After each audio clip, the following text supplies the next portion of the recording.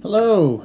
Chapter 3 coming up of Where the Red Fern Grows. Hope you guys are doing well. I'm doing pretty good. You might not know this, it's actually April the 3rd as I record this. You're probably going to see this video a whole lot later. I've been told actually just to not do anything, just to chill. So I'm disobeying by recording this right now, but I don't want to just sit around doing nothing. So moving on, quick recap of Chapter 2. You guessed it. Young Billy has puppy love. So he really wants a hound dog. He wants to hunt raccoons. His poor family, they can't, well, literally, poor family, they can't afford that. And so he's losing weight. He's despairing. Nothing's going right. Poor Billy.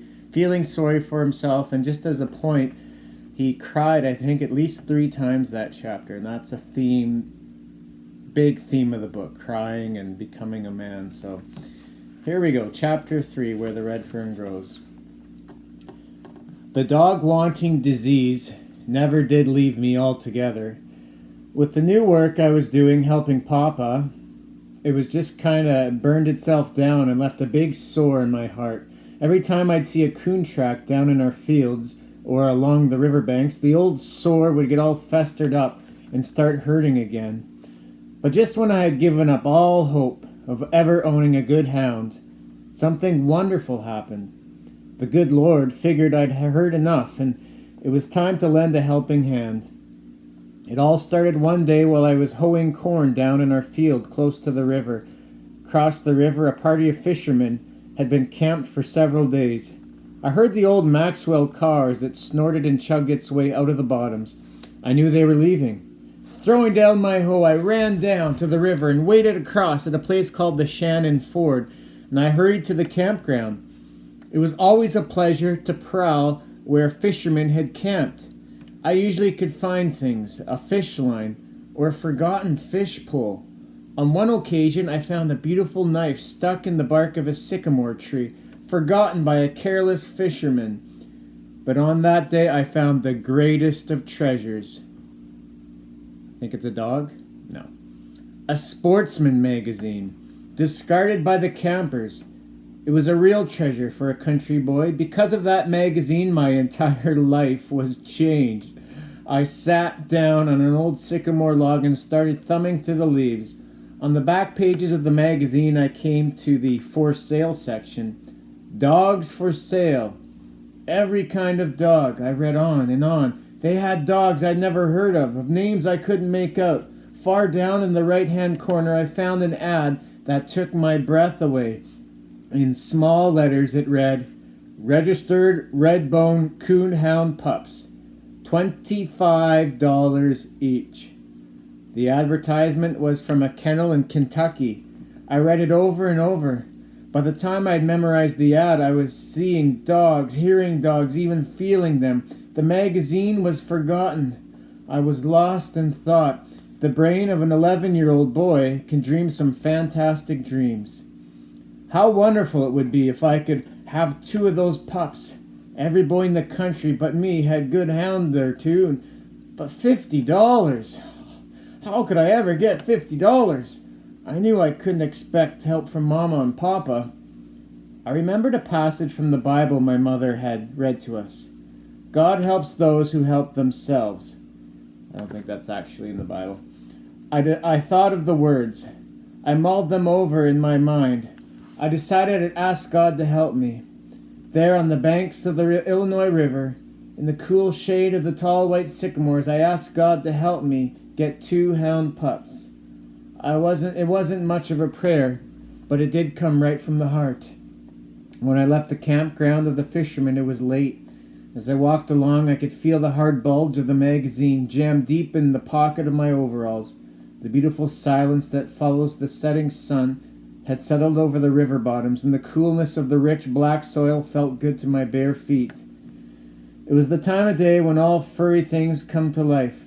A big swamp rabbit hopped out on the trail, sat on his haunches and stared at me, and then scampered away.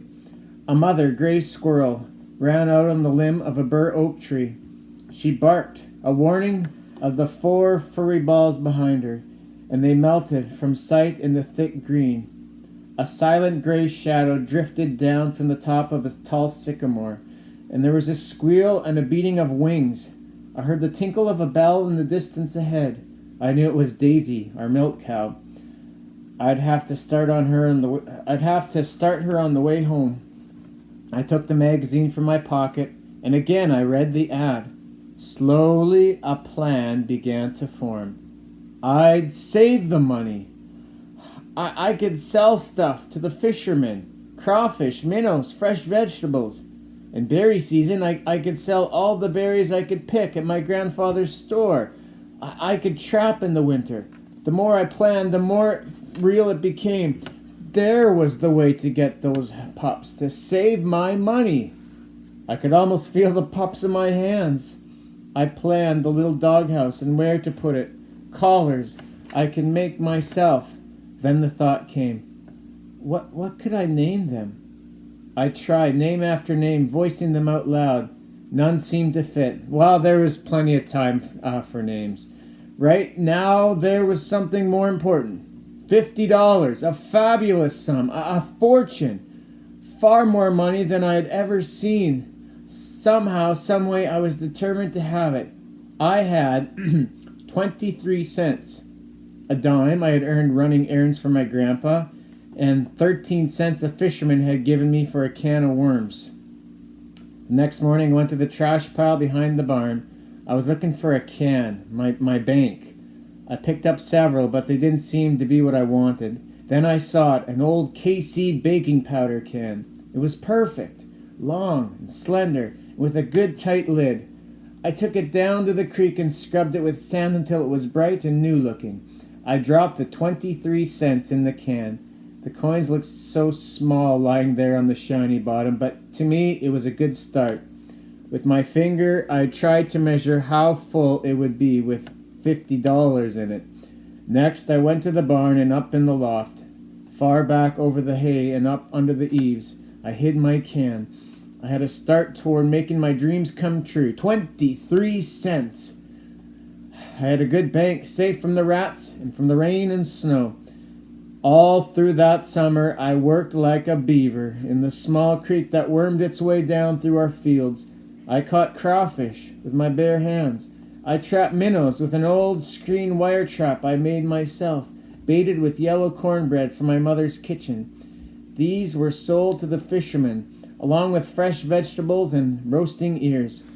I tore my way through the blackberry patches until my hands and feet were scratched raw and red from the thorns. I trapped the hills, seeking out the huckleberry bushes. My grandfather paid me 10 cents a bucket for my berries. Once Grandpa asked me what I did with the money I earned. I told him I was saving it to buy some hunting dogs. I asked him if he would order them for me when I had saved enough. He said he would. I asked him not to say anything to my father. He promised me he wouldn't. I'm sure Grandpa paid little attention to my plans. That winter I trapped harder than ever with the 3 little traps I owned. Grandpa sold my hides to fur buyers who came to his store all through the fur season. Prices were cheap. 15 cents for a large opossum hide, 25 for a good skunk hide. Whew. Little by little, the nickels and dimes added up. The old KC baking powder can grew heavy. I would heft its weight in the palm of my hand. With a straw I'd measure from the lip of the can to the money. As the months went by, the straws grew shorter and shorter. The next summer, I followed the same routine. Would you like to buy some crawfish or minnows? Maybe like some fresh vegetables or roasting ears? The fishermen were wonderful, as true sportsmen are. They seemed to sense the urgency in my voice, and always bought my wares. However, many was the time I'd find my vegetables left in the abandoned camp. There never was a set price. Anything they offered was good enough for me. A year passed. I was 12. I was over the halfway mark. I had $27.46. My spirits soared. I worked harder. Another year crawled slowly by, and then the great day came. The long grind was over. I had it. My $50. I cried as I counted it over and over. As I set the can back in the shadowy eaves of the barn, it seemed to glow with a radiant whiteness I'd never seen before. Perhaps it was all imagination, I don't know. Lying back in the soft hay, I folded my hands behind my head, closed my eyes, and let my mind wander back over the 2 long years. I thought of the fishermen, the blackberry patches, and the huckleberry hills. I thought of the prayer I had said when I asked God to help me get 2 hound pups. I knew he had surely helped, for he had given me the heart, courage, and determination. Early the next morning, with the can jammed deep in the pocket of my overalls, I flew to the store. As I trotted along, I whistled and sang. I felt as big as the tallest mountain in the Ozarks. Arriving at my destination, I saw 2 wagons were tied up at the hitching rack. I knew some farmers had come to the store, so I waited until they left. As I walked in, I saw my grandfather behind the counter, tugging and pulling. I worked the can out of my pocket and dumped it out in front of him, and looked up. Grandpa was dumbfounded. He tried to say something, but it wouldn't come out. He looked at me, and he looked at the pile of coins. Finally, in a voice much louder than he ordinarily used, he asked, "Where did you get all this?" "I told you, Grandpa," I said. "I was saving my money so I could buy 2 hound pups, and I did. You said you would order them for me. I've got the money, and now I want you to order them." Grandpa stared at me over his glasses and then back at the money. "How long have you been saving this?" he asked. "A long time, Grandpa," I said. "How long?" he asked. I told him, 2 years. His mouth flew open. In a loud voice he said, 2 years! I nodded my head. The way my grandfather stared at me made me uneasy. I was on pins and needles. Taking his eyes from me, he glanced back at the money.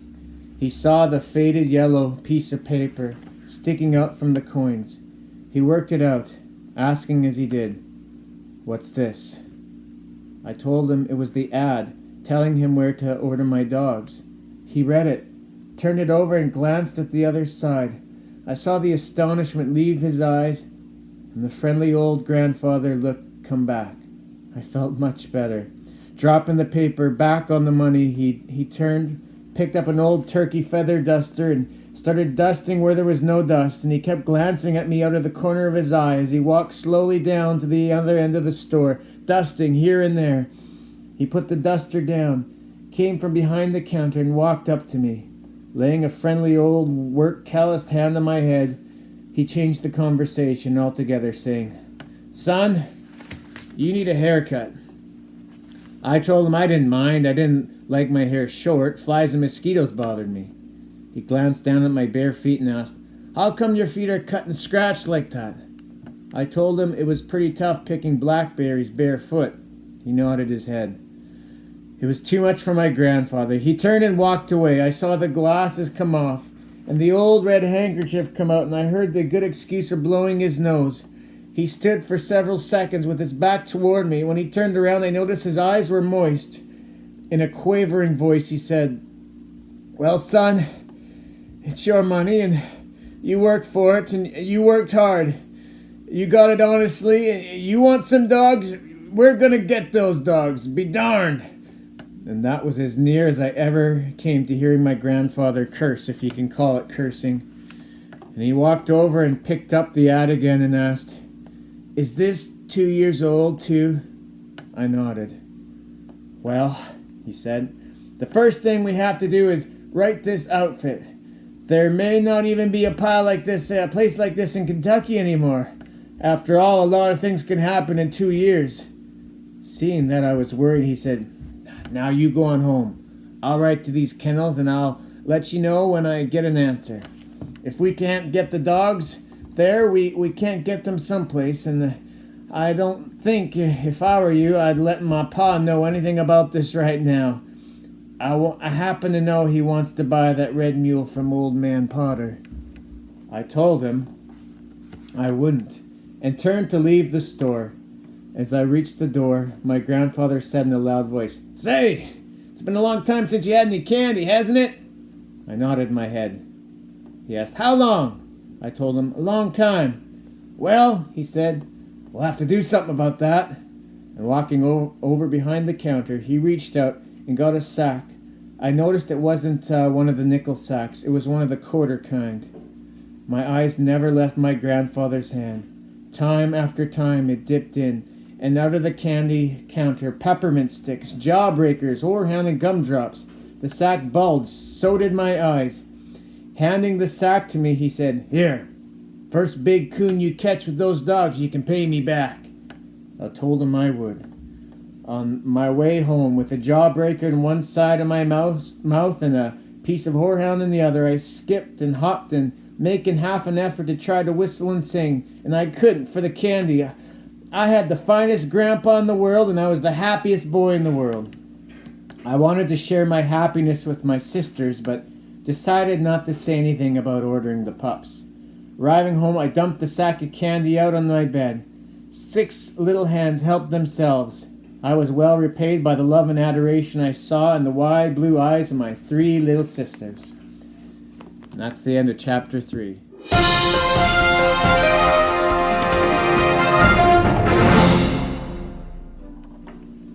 How much is that dog in the window? The one with the waggly tail. Oh, enough of that. Question time. So once again, do the questions on your own. Either writing them down on paper and keeping that, or you're doing them online. Hopefully I have that set up by then.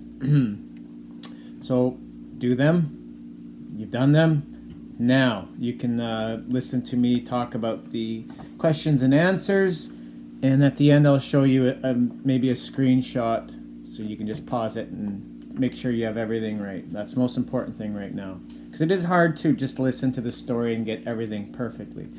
By the way, I'll get to this point later. Let's just start. Question 1. Why does Billy hurry to the deserted campground? Okay, there's some fishermen there, and they leave, and he just rushes. He's working in the garden or doing some corn work, and he rushes off because Billy knows that the fishermen often leave behind all sorts of treasures. Once had a fishing pole, a knife, all sorts of goodies. What does he discover in the Sportsman magazine? He gets the magazine, opens it up. It's the greatest treasure. What's in it? The ads from Kentucky selling red bone hounds. $25 a hound. So how much money does he need? $50. So I looked that up. I'm guessing Wilson Rawls, born in 1913 or 1914. So around 1925, he would have been about Billy's age. And I'm guessing a lot of these stories are true stories from his life. So price $50, $1925. Nowadays is worth $733. So that's how much Billy would have to save just doing odd jobs. $733. And describe how Billy hoped to earn enough money. What's his plan to buy the pups? What's the plan? He wants to sell crayfish, minnows, pick berries and sell those, and vegetables. And he also wants to trap some animals. For instance, he traps skunks. I can't even imagine. I really hate skunks. You guys know that. Trap skunks. He gets, I think it's 25 cents per skunk pelt. So not a very good price. I looked it up. A decent skunk pelt now will go for $80. So if you want to make $80, there you go. Which back in Billy's time, 1925-ish, would have been about $5.50. So he's getting ripped off. He's only getting a quarter, whereas he should be getting like $5.50. So tough going for Billy. And because of that, how long does it take young Billy to save enough money? 2 whole years. 2 whole years. Unbelievable. Have you ever saved anything for 2 years? Probably not. Maybe. How many sisters does Billy have? Last question. So at the end, he dumps all this candy down, and 6 little hands start grabbing at candy. That's 3 sisters. Vocabulary: festered, prowl, haunches, quavering, and kennels. Festered. It's a wound or sore that just won't go away. It's kind of even getting worse sometimes. Prowl. To move with stealth in search of prey. So you're moving very carefully and you're looking to go in for the kill. Haunches. That's the backside of an animal, basically where they sit. Sit down on their haunches. Quavering, you are shaking or trembling, like maybe when you've done something wrong and your mom shouts out, "Wow, what have you done?" You're quavering.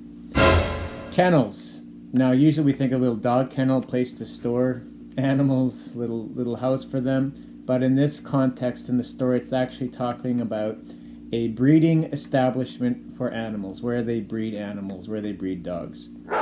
And try and make sentences with these words now on your own. I made one sentence. I think it works. I was quavering as I prowled around the kennels, spying on the dog who was sitting on his haunches and licking its festered wound. So just absolutely brilliant. I know. Anyway, enough of that. So I'll show you the pictures of what I just did, and there you go. There you are. Chapter 3, questions and answers. Hopefully you got most of it, or all of it, correct. You got to be able to listen and pick out details. That's important. So just pause that if you need to. And the next one. Don't use my sentence again. Make your own. Come on. There's the words. Very good. That was chapter 3. I'll see you guys next time.